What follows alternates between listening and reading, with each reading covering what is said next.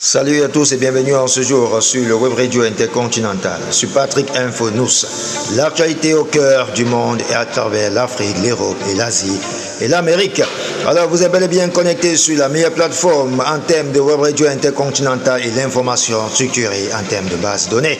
Nous saluons comme ça tous nos frères, nos compatriotes depuis le continent du 237, c'est au Cameroun, Douala et Yaoundé, où il y a des milliers qui sont connectés sur les plateformes mobiles. Nous savons que c'est dur et c'est très dur. Voilà encore un mandat qui doit être encore refait et allez vous inscrire sur les listes électorales, nos amis.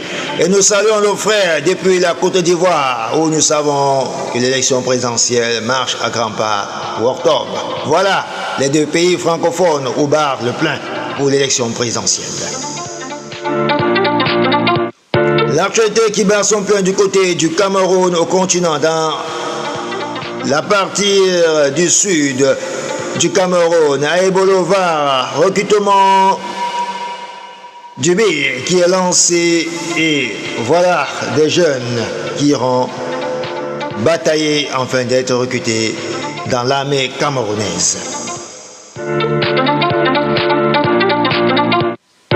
L'actualité qui bat son plein du côté des États-Unis d'Amérique. Donald Trump a donné un ultimatum de 50 jours à la Russie pour mettre fin à la guerre en Ukraine. Faute d'accord, des sanctions économiques et d'une ampleur inédite seront appliquées, notamment des droits de douane sévères sur les partenaires commerciaux de Moscou. Ce lundi 14 juin, Donald Trump a chaussé le front face à la Russie, exprimant une nouvelle fois sa déception vis-à-vis de Vladimir Poutine en recevant le secrétaire général de l'OTAN, Mark Rutte, à la Maison-Blanche. Le président républicain a annoncé une série de mesures économiques dissuasif si la Russie ne mettait pas fin au conflit en Ukraine d'ici 50 jours. Voilà que le ton est donné par les États-Unis avec Donald Trump. Allez les dames de taille sur Patrick Info News et restez des nôtres.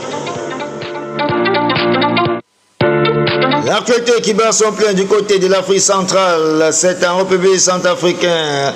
La suspension de plusieurs ONG en République centrafricaine suite à la suspension du financement de l'USAID a suscité de larges débats sur leur véritable rôle dans le pays.